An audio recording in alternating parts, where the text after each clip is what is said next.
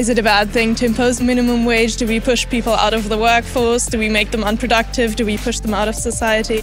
We don't have simple solutions. How do we help people who are not doing well in the economy, who have not been seeing gains in the last few decades? People are going to have to think adaptively. They're going to have to think creatively. There really is an issue about social policy, how to use the technology. But I also think there's no doubt that the opportunity set has increased. What job should I train for? Well, you're going to have 10, 15, 20 jobs. So now you got to be prepared to adapt, do something else. If you have a good attitude and you are flexible, you know how to learn new stuff. Technical change is a force that's certainly helping make lives worse for those people.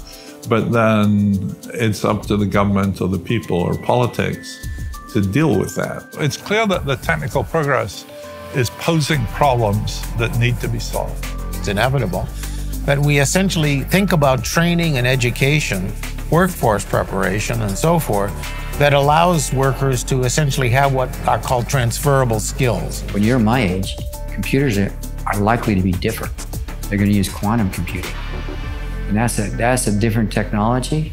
So it's going to revolutionize science and finance and lots of things. Information processing.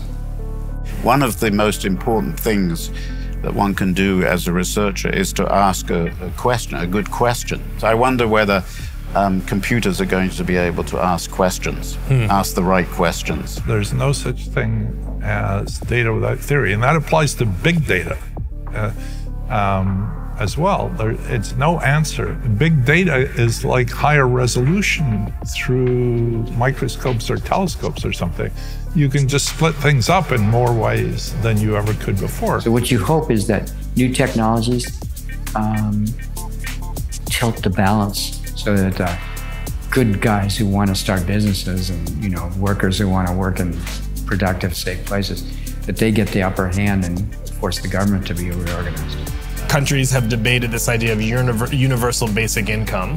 How do the four of you think about those issues when it comes to economic justice, the income distribution, labor market outcomes, and essentially public policy? So I think that any policy we devise, has to involve engagement. And I think work is part of the social contract. I think we want to do incentive promoting policies that allow people to foster their skills, to increase their social engagement. Society is coming apart.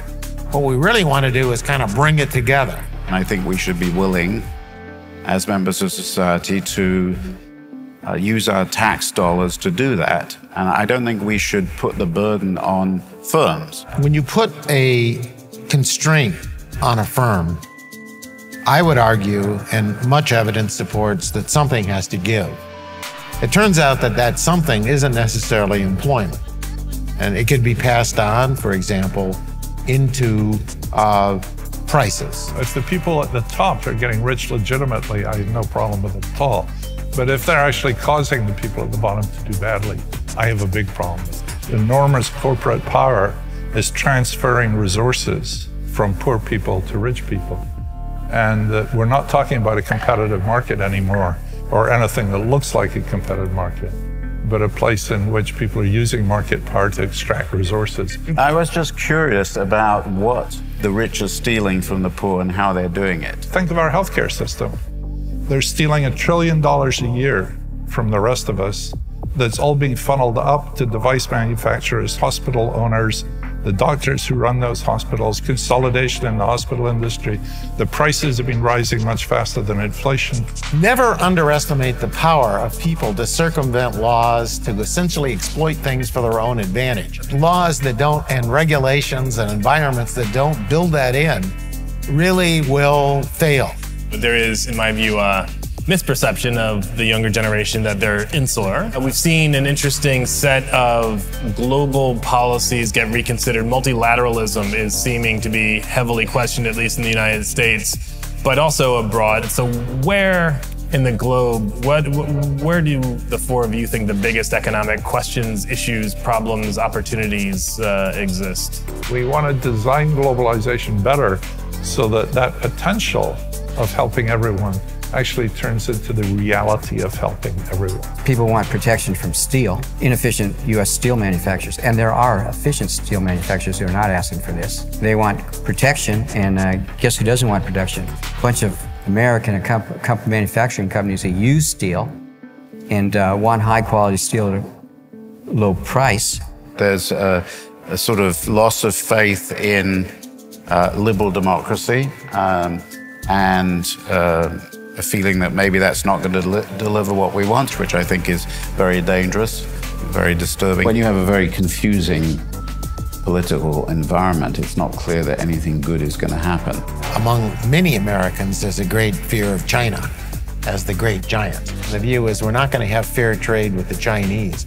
I mean, they do subsidize their industry, and they are really not so open to American producers coming into certain markets. We're dealing with a state capitalism, a kind of controlled economy that's not playing by the same rules that we do, and that may even be very successful at doing it. We don't want to lose the kind of power we used to think we had in that area. Make money. Everyone agrees on that. There's only one problem with it. It's not true in the kind of a complicated world we live in. What they should care about is their principal asset. What is their principal financial asset? It's their mind, their health, and what they learn. Okay. What you're supposed to do in life is have fun. Almost as much fun as you can without hurting yourself or other people. The right attitude is you try to keep being a student. If you follow your self-interest, your personal interest, I think that's very motivating. More than any external reward, more than any salary. I think I'm truly overpaid. I mean, I've always told too many deans that, I would do this for nothing, actually. The pleasure of discovering something new. There really is something there. Discovery is a very rewarding activity. Try it sometime. It's pretty good for your health.